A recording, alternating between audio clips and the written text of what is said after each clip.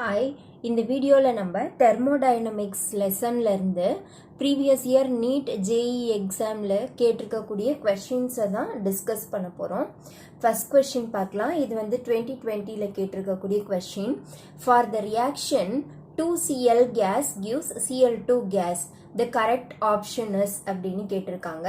இங்கே வந்து delta H and delta எஸ்ஸோட வேல்யூஸ் கொடுத்துருக்காங்க. It may be greater than equal to 0 or less than 0. So அந்த மாதிரி ஆப்ஷன்ஸ் கொடுத்துருக்காங்க.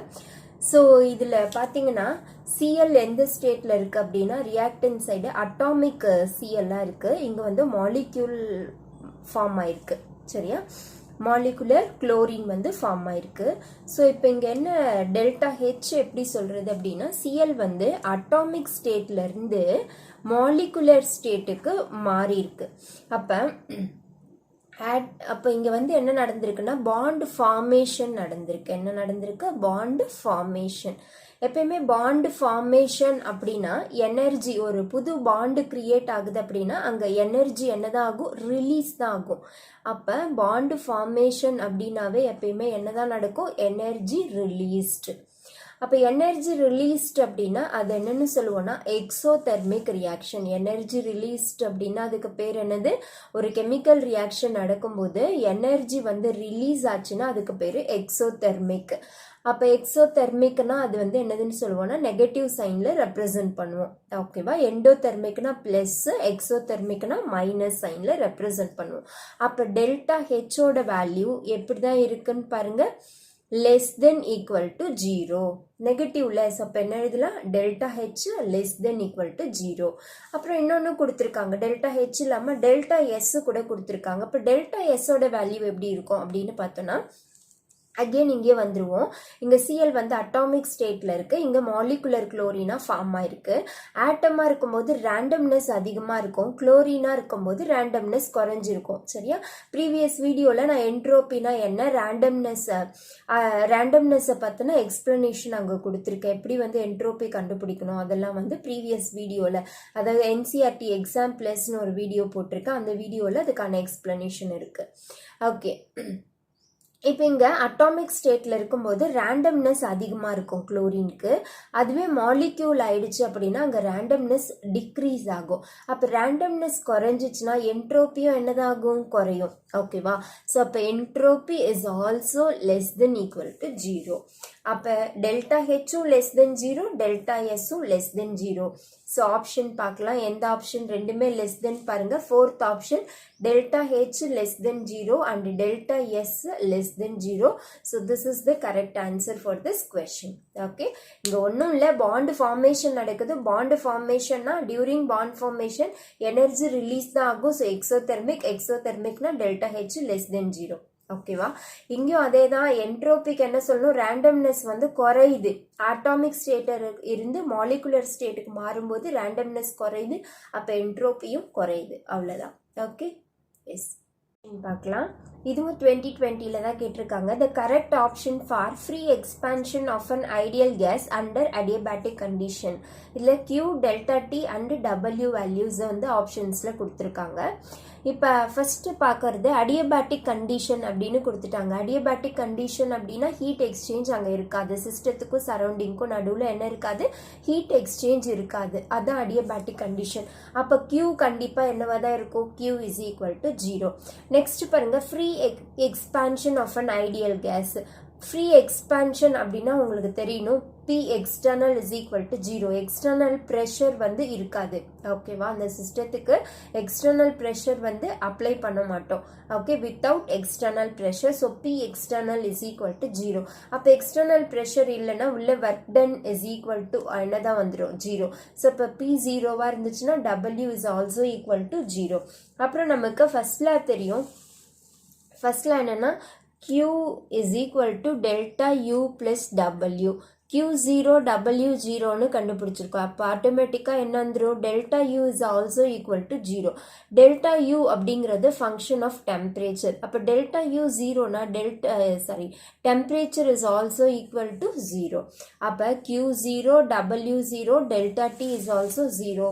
ஸோ ஃபர்ஸ்ட் ஆப்ஷன் பாருங்க, Q is equal to 0, delta T is equal to 0 and W is equal to 0. So this is the answer for this question. Next question இது 2019ல கேட்டிருக்காங்க. For an ideal solution the correct option is அப்படின்னு சொல்லி கொடுத்திருக்காங்க. First option பார்த்தோம்னா delta S mixture is equal to 0 at constant temperature pressure. Delta V mixture is not equal to 0 at constant temperature and pressure. Delta H mixture is equal to 0 at constant temperature and pressure. Delta G mixture is equal to 0 at a constant temperature and pressure. இப்படி 4 options கொடுத்திருக்காங்க. இது வந்து direct question தான். Enthalpy of mixing of pure components to form the solution is 0. சரியா? Pure components mix ஆகி ஒரு solution form ஆகும்போது enthalpy of mixing வந்து 0வா இருக்கும். ஓகேவா? அதே மாதிரி வால்யூமும் எப்படி தான் இருக்கும்? 0. The volume of mixing is also equal to 0. அப்போ இதில் 2 ஆப்ஷன் எது இருக்கோ அதை டிக் பண்ணிக்கலாம். Delta H mixture is equal to 0. Okay. இன்னொன்று delta V mixture is also equal to 0. இங்கே நமக்கு ஆப்ஷனில் டெல்டா ஹெச் தான் கொடுத்துருக்காங்க. ஸோ அப்போ delta H mixture is equal to 0. Third option இருக்குல்ல. So this is the correct answer for this question. இதுல direct questions தான். Next question பார்க்கலாம். இது 2019ல கேட்டிருக்காங்க. Under isothermal condition a gas at 300 Kelvin expands from 0.1 liter to 0.25 liter against a constant external pressure of 2 bar. The work done by the gases அப்படின்னு கேட்டிருக்காங்க. இதில் volume கொடுத்துருக்காங்க. எவ்வளோ லிட்டர்னா 0.1 லிட்டர்ல இருந்து 0.25 லிட்டராக எக்ஸ்பேண்ட் ஆகுது அப்படின்னு கொடுத்துருக்காங்க. டெம்பரேச்சர் 300 கெல்வின்னு கொடுத்துருக்காங்க. ப்ரெஷர் வந்து 2 பார்னு கொடுத்துருக்காங்க. ஸோ கொடுத்துருக்கிறத ஃபர்ஸ்ட் எழுதிடுவோம். ப்ரெஷர் எவ்வளோ கொடுத்துருக்காங்கன்னா 2 பார். ஓகேவா? 2 பார்னு கொடுத்துட்டாங்க. அடுத்து வால்யூம் வந்து V1 இனிஷியலாக எவ்வளோ இருந்திருக்குன்னா 0.1 லிட்டர் இருந்திருக்கு. ஃபைனல் வால்யூம் எவ்வளோ கொடுத்துருக்காங்கன்னா 0.25 லிட்டர்னு கொடுத்துருக்காங்க. ஓகேவா? ஆன்சர் வந்து ஜூலில். Given that 1 litre bar is equal to 100 joule. Okay. Answer ஜூலில் கேட்டிருக்காங்க.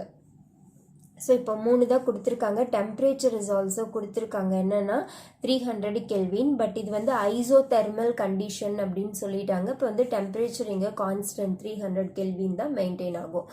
ஓகே. இப்போ சம் போடலாம். ஒர்க் டன் தான் கேட்டிருக்காங்க. W இஸ் ஈக்குவல் டு என்னன்னு கேட்டிருக்காங்க. அப்போ W is equal to formula என்ன எழுதிக்கலாம்? P கொடுத்துருக்காங்க. 2 வால்யூம் கொடுத்துருக்காங்க. ஸோ அப்போ formula minus P delta V. W is equal to minus P delta V.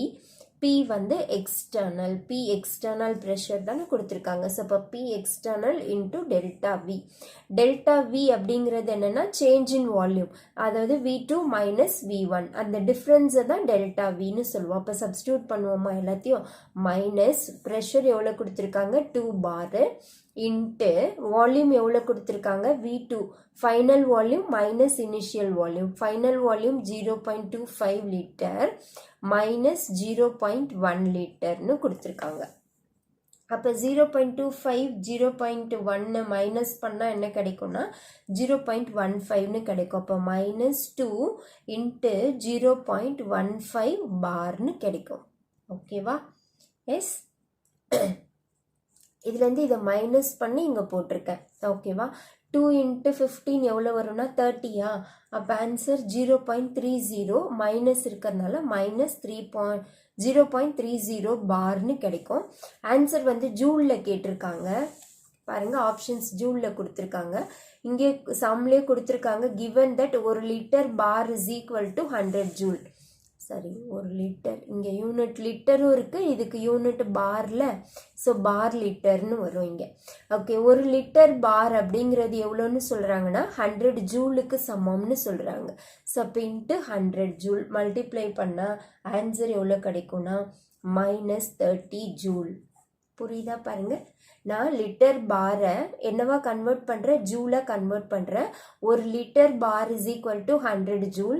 So அப்போ 0.30 litre bar is equal to என்னன்னு கேட்டால் இன்ட்டு 100 பண்ணால் ஜூலில் மாறிடும். லிட்டர் பார் இப்போ என்ன ஆயிடுச்சு? ஜூலில் மாறிடுச்சு. ஸோ -30.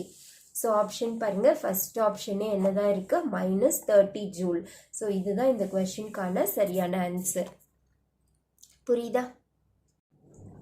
நெக்ஸ்ட் கொஷின், இது 2019ல கேட்டிருக்காங்க. In which case change in entropy is negative? First option, evaporation of water. Second, expansion of a gas at constant temperature. Sublimation of solid to gas. Hydrogen iodide gives, 2 hydrogen atom gives hydrogen molecule. So இப்படி 4 options கொடுத்துருக்காங்க. இங்கே change in entropy யாருக்கு negative இருக்குது அப்படின்னு கேட்குறாங்க. That is யாருக்கு கம்மியாக இருக்குது அப்படின்னு பார்க்குறோம். ஃபர்ஸ்ட் ஆப்ஷன் பாருங்கள், வாட்டர் எடுத்திருக்காங்க, லிக்விடு. இது என்னவா மாறி இருக்கு, இவாப்ரேஷன், வேப்பராக மாறி இருக்கு. இப்போ என்ட்ரோபி என்னதான் இருக்கும், அதிகமாக தான் இருக்கும். அப்போ என்ட்ரோபி கண்டிப்பாக பாசிட்டிவ்ல தான் இருக்கும். என்ட்ரோபினா என்ன சொல்லியிருக்க, என்ட்ரோபி இஸ் ரேண்டம்னஸ் ஆர் டிஸார்டர்னஸ். எங்கே ரேண்டம்னஸ் அதிகமாக இருக்கோ அங்கே என்ட்ரோபி அதிகமாக இருக்கும். Randomness increases, entropy is also increases. இதுதான் ஓகேவா. சாலிடாக இருக்கும்போது என்ட்ரோபி எப்படி இருக்கும்னு சொல்லியிருக்கேன். இதில் வந்து ப்ராப்பர் அரேஞ்ச்மெண்ட் இருக்குது. அப்போ இங்கே ரேண்டம்னஸ்ஸே இல்லை, அப்போ என்ட்ரோபி கம்மியாக இருக்கும். இதுவே கேஸ் லிக்விடாக இருக்குன்னு வச்சுக்கோ, இப்போ இங்கே இதை விட இங்கே கொஞ்சம் ரேண்டம்னஸ் இன்க்ரீஸ் ஆயிருக்கு. அப்போ இதை விட இதுக்கு என்ட்ரோபி அதிகமாக இருக்கும். இன்னும் நம்ம கேஸுக்கு போயிட்டோன்னா ரொம்ப தள்ளி தள்ளி இருக்கும்ல கேசியஸ் மாலிக்யூல்ஸ். ஓகே, அப்போ இந்த இடத்துல ரேண்டம்னஸ் அதிகமாகுது, அப்போ என்ட்ரோப்பியும் அதிகமாக இருக்கும். சரியா, இவ்வளோதான் என்ட்ரோபி பற்றி உங்களுக்கு தெரிய வேண்டியது. இப்போ இங்கே ஆப்ஷனுக்கு வருவோம், இவாப்ரேஷன் ஆஃப் வாட்டர். அப்போ வாட்டர் வந்து லிக்விட் ஸ்டேட்லேருந்து வேப்பர் ஸ்டேட்டுக்கு மாறுது. அப்போ என்ன ஆகுது, ரேண்டம்னஸ் அதிகமாகுது. அப்போ ரேண்டம்னஸ் அதிகமாகுதுன்னா என்ட்ரோபி அங்கே அதிகமாக தான் இருக்கும். தட் இஸ் பாசிட்டிவ்ல தான் இருக்கும். ஓகேவா. செகண்ட் ஆப்ஷன் பார்க்கலாம், expansion of a gas at constant temperature. Gas expand ஆகுது, அப்போ அங்கேயும் ரேண்டம்னஸ் தான். கேஸ் வந்து எக்ஸ்பேண்ட் ஆகுது, விரிவடையுதுன்னா அங்கேயும் என்ட்ரோபி எப்படி தான் இருக்கும், அதிகமாக தான் இருக்கும். ஓகேவா. தேர்ட் ஆப்ஷன் பாருங்க, sublimation of solid to gas. Solid என்னவா மாறுது, கேஸா மாறுது. அப்போ அங்கேயும் என்ட்ரோபி அதிகமாக தான் இருக்கும். ஓகே, கற்பூரம் என்ன ஆகுது, ஓப்பனில் வச்சா கொஞ்ச நேரத்தில் வேப்பராக மாறுது. அப்படின்னா சாலிடாக இருந்தது கேஸாக மாறுது. அப்போ ரேண்டம்னஸ் அதிகமாகுது. லாஸ்ட் ஒன் பாருங்க, ஹைட்ரஜன் ஆட்டம் ஹைட்ரஜன் மாலிக்யூலாக மாறி இருக்கு. அப்போ 2 ஆட்டமாக இருக்கும்போது தள்ளி தள்ளி இருந்திருக்கும், ரேண்டம்னஸ் இருக்கும்.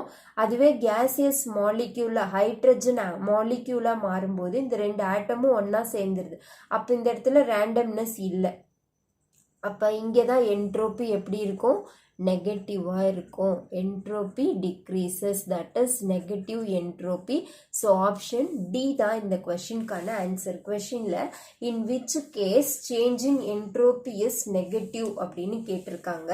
ஸோ அப்போ hydrogen iodide gives hydrogen gas, இதில் தான் என்ட்ரோபி வந்து நெகட்டிவாக இருக்கும். புரியுதா?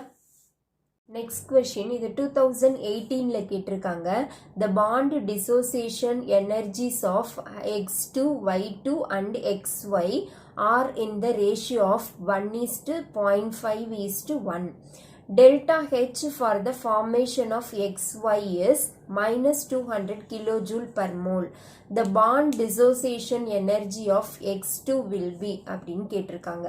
இப்போ பாண்ட் டிசோசியேஷன் எனர்ஜி நம்ம கண்டுபிடிக்கணும். ஃபர்ஸ்ட் இங்கே கொடுத்துருக்க டேட்டாஸ்லேருந்து ஃபர்ஸ்ட் ஒரு ஸ்டாய்க்கியோமெட்ரிக் ஈக்குவேஷனாக நம்ம எழுதிக்கலாம். Bond dissociation energies of x2, y2 and xy அப்படின்னு கொடுத்துருக்காங்க.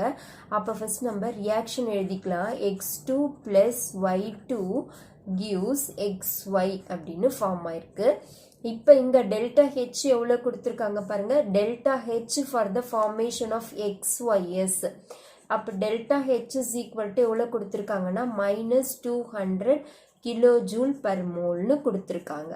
சரியா, அடுத்து இந்த ஈக்குவேஷனை பேலன்ஸ் பண்ணிக்கலாம். இங்கே 2x 2y இருக்குது. இப்போ இங்கே முன்னாடி 2 போட்டாச்சு. இப்போ ஈக்குவேஷன் பேலன்ஸ்டு. ஓகேவா. அடுத்தது இங்கே ரேஷியோஸ் கொடுத்துருக்காங்க 1:0.5:1ன்னு. ஸோ அப்போ இது 1, இது ஒரு பங்கு இருந்தால் y வந்து 0.5 பங்கு இருக்கும். அப்போ எனக்கு ப்ராடக்ட்டும் வந்து ஒரு பங்கு ஃபார்ம் ஆகும். ஸோ இதான் 1:0.5:1 அப்படின்னு சொல்லுவோம்.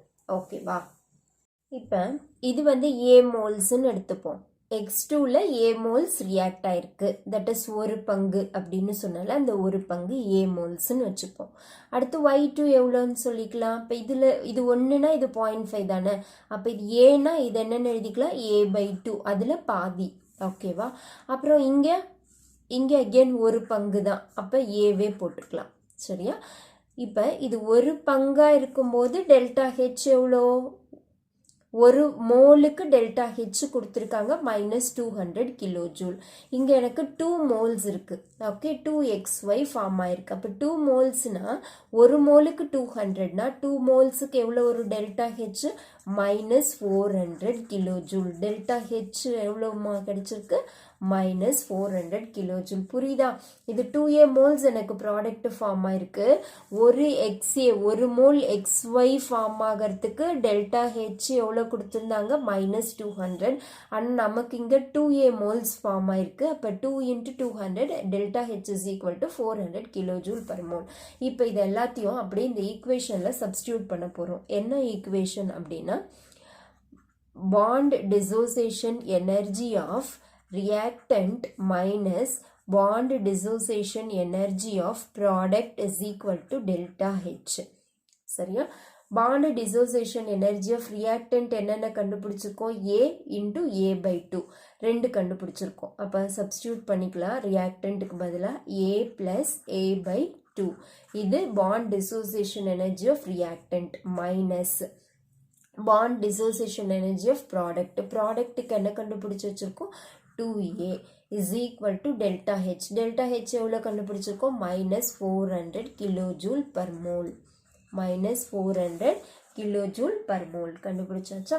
இப்போ பாருங்க, A plus A/2 minus 2a is equal to -400. இப்போ ஒரு ஏவை இந்த 2aல மைனஸ் பண்ணால் மீதி எவ்வளோ இருக்கும், இங்கே ஒரு a இருக்கும். சரியா. ஏல 2a போயிடுச்சு, 2aல a போயிடுச்சுன்னா ஒரு a. இப்போ A/2ல A/2 மைனஸ் a பண்ணால் ஆன்சர் என்ன கிடைக்கும், A/2 கிடைக்கும். புரியுதா. ஒரு ஏல ஹாஃப் a போயிடுச்சு, மீதி ஹாஃப் a போட்டிருக்கேன். Is equal to -400 kilo joule per mole. ஓகேவா. இப்போ A/2 is equal to -400. A is equal to என்ன போட்டுக்கலாம், -400 into 2, that is -800 kilojoule per mole. அவ்வளோதான். ஓகேவா.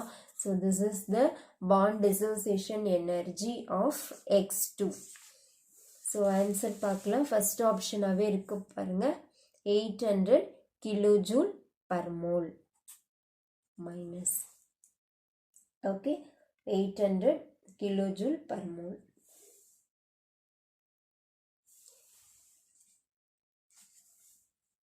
நெக்ஸ்ட் கொஸ்டின் பார்க்கலாம். இது வந்து 2017ல கேட்டிருக்காங்க. A gas is allowed to expand in a well insulated container against a constant external pressure of 2.5 atm from an initial volume of 2.50 liter to a final volume of 4.50 liter. The change in internal energy delta U of the gas in joules will be. ஓகேவா. So ரெண்டு volume கொடுத்துருக்காங்க, pressure கொடுத்துருக்காங்க, delta you internal energy சம்மில் கேட்டிருக்காங்க. Okay, இதில் சம்மில் என்னெல்லாம் கொடுத்துருக்காங்கன்னா, P external is equal to 2.5 atm கொடுத்துருக்காங்க. V1 வந்து 2.50 லிட்டர், V2 வந்து 4.50 லிட்டர்னு கொடுத்துருக்காங்க. டெல்டா யூ வந்து கேட்டிருக்காங்க, இன்டர்னல் எனர்ஜி கேட்டிருக்காங்க. இதில் ஃபஸ்ட்டு பாயிண்டில் சொல்லியிருக்காங்க, a gas is allowed to expand in a well insulated container அப்படின்னு சொல்லியிருக்காங்க. வெல் இன்சுலேட்டட் கண்டெய்னர் அப்படின்னா Q வந்து 0வாக தான் இருக்கும். ஹீட் எக்ஸ்சேஞ்ச் இருக்காது சிஸ்டத்துக்கும் சரௌண்டிங்க்கும் நடுவில். அப்போ Q is equal to 0 insulated கண்டெய்னராக இருக்கிறதுனால. புரியுதா. ஓகே, இப்போ இங்கே ஃபார்முலா எழுதிக்கலாம். டெல்டா யூக்கான formula delta U is equal to Q + W. First law of தெர்மோடைனமிக்ஸ்லேருந்து எழுதுவோம். Delta U is equal to Q + W. இப்போ Q என்னவா எடுத்துக்கலாம்னா ஈக்குவல் டு 0. அப்போ delta U is equal to என்ன வந்துருச்சு, delta U is equal to W. We know that W is equal to -P delta V, P external delta V. ஓகேவா. So அப்படியே இப்போ என்ன பண்ணிடலாம், ப்ரெஷர் தெரியும், 2 வால்யூம் தெரியும், அப்படியே சப்ஸ்டியூட் பண்ணால் என்ன கிடைச்சிரும், டெல்டா யூ தெரிஞ்சிடும். ஸோ இப்போ delta U is equal to என்ன எழுதிக்கலாம், P external minus P external எவ்வளோ கொடுத்துருக்காங்க சம்லனா 2.5 ATM கொடுத்துருக்காங்க, into delta V two minus வி1 எவ்வளோ கொடுத்துருக்காங்கன்னா 4.50 லிட்டர் மைனஸ் 2.50 லிட்டர். ஓகேவா. ஸோ 4.50ல் 2.50 போச்சுன்னா மீதி 2 இருக்கும். அப்போ அப்படியே எழுதிக்கலாம், மைனஸ் 2.5 இன்ட்டு 2 லிட்டர் அட்மாஸ்பியர்னு எழுதிக்கலாமா. ஓகே, 2.5 இன்ட்டு 2 மல்டிப்ளை பண்ண ஆன்சர் வந்து 5 லிட்டர் அட்மாஸ்பியர்னு வரும். சைன் முன்னாடி மைனஸ் இருக்கும். இப்போ நம்ம delta U is equal to minus 5 litre அட்மாஸ்பியர்னு கண்டுபிடிச்சிட்டோம். ஆனால் ஆன்சர் கொஸ்டினில் என்ன கேட்டிருக்காங்கன்னா delta U of the gas in ஜூல்ஸ்ன்னு கேட்டிருக்காங்க. அப்போ லிட்டர் அட்மாஸ்பியரை ஜூலாக மாற்றணும்னா இப்போ தான் நம்ம பார்த்தோம், போன சம்மில் பார்த்தோம், என்னது 100ஆல் மல்டிப்ளை பண்ணணும். அது கரெக்டாக சொல்லணும்னா 101.33 ஜூல் தான் ஒரு லிட்டர் அட்மாஸ்பியர். ஓகேவா. அப்போ 5னா இன்ட்டு 101.33 ஜூலால் மல்டிப்ளை பண்ணிக்கணும். அப்போ இதை மல்டிப்ளை பண்ணால் ஆன்சர் எவ்வளோ வரும்னா 505 ஜூல்ஸ். சரியா. லிட்டர் அட்மாஸ்பியரை ஜூலாக மாற்றணும்னா இந்த நம்பரால் மல்டிப்ளை பண்ணும், 101.33ஆல் மல்டிப்ளை பண்ணும். So answer is 505 joule. So இங்கே ஆப்ஷன்ஸ் பார்த்துடலாம். மைனஸ் 500, செகண்ட் ஆப்ஷன் இருக்கு பாருங்க, மைனஸ் 505 ஜூல். ஸோ இதுதான் இந்த கொஸ்டினுக்கான ஆன்சர். நெக்ஸ்ட் கொஸ்டின், இது வந்து 2016ல கேட்டிருக்காங்க. For a sample of perfect gas when its pressure is changed isothermally from P initial to P final, the entropy changes given by அப்படின்னு கேட்டிருக்காங்க. என்ட்ரோபி சேஞ்சு கேட்டிருக்காங்க. என்ன கண்டிஷன்லன்னா ஐசோதெர்மல் கண்டிஷனில் கேட்டிருக்காங்க. சரி, இப்போ இந்த மாதிரி இந்த கொஸ்டினுக்கு ஃபஸ்ட்டு உங்களுக்கு ஒரு ஃபார்முலா தெரியணும். என்ன ஃபார்முலா அப்படின்னா, ஒரு ஜென்ரலாக டெல்டா எஸ்ஸுக்கான ஃபார்முலா தெரிஞ்சிச்சுன்னா இதை ஈஸியாக நம்ம அப்ளை பண்ணிக்கலாம். Delta S is equal to n CV ln T2 by T1 plus NR ln V2 by V1. இந்த ஃபார்முலாவை நம்ம படிச்சு வச்சுக்கணும். ஓகேவா. டெல்டா எஸ்ஸுக்கான ஃபார்முலா இது. Delta S is equal to NCV ln T2 by T1 plus NR ln V2 by V1. If suppose இங்கே சம்மில் என்ன கொடுத்துருக்காங்கன்னா ஐசோதெர்மல் கண்டிஷன் அப்படின்னு கொடுத்துருக்காங்க. ஐசோதெர்மல் அப்படின்னா என்னன்னா, டியூரிங் த ப்ராசஸ் அந்த டெம்பரேச்சர் வந்து எப்படி இருக்குன்னா கான்ஸ்டண்ட்டாக மெயின்டைன் ஆகும். சரியா. ஸோ இப்போ டெம்பரேச்சர் கான்ஸ்டண்ட்டாக இருக்கிறத தான் ஐசோதெர்மல்னு சொல்லுவோம். அப்போ இந்த ஃபார்முலாவில் பாருங்கள், டெம்பரேச்சர் டேர்ம் என்னது கான்ஸ்டன்ட். அப்போ T இஸ் ஈக்குவல் டு என்ன ஆகிடும் 0. அப்போ T 0னா இந்த ஹோல் டேர்மும் என்ன ஆகிடும் 0 ஆகிடும். ஓகேவா. அப்போ delta S is equal to என்ன மட்டும்தான் இருக்கும் பாருங்க, NR ln V2 by V1. இப்போ என்ன வரும், delta S is equal to NR ln V2 by V1. ஏன்னா ஐசோதெர்மல் கண்டிஷனில் டெம்பரேச்சர் 0, அப்போ இந்த ஹோல் டேர்மும் 0 ஆயிடுச்சு.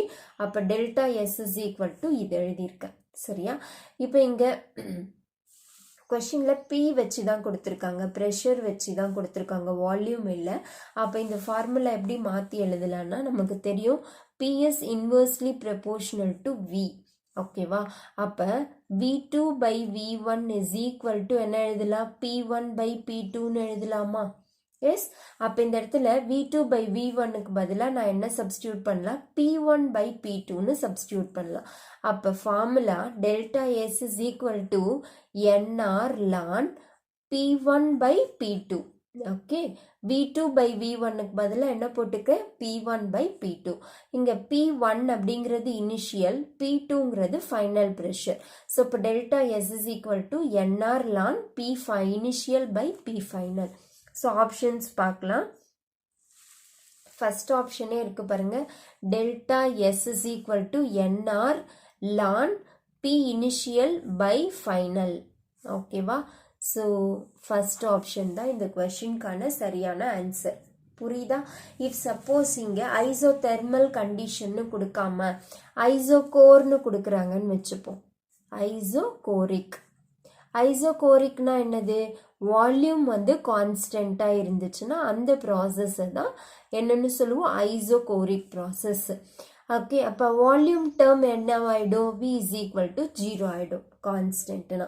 அப்போ இதே ஃபார்முலா எடுத்துக்கலாம். இந்த ஃபார்முலாவில் இப்போ எந்த டேர்ம் கான்ஸ்டன்ட் ஆயிடுச்சு, இந்த டேர்ம் 0 ஆயிடுச்சு.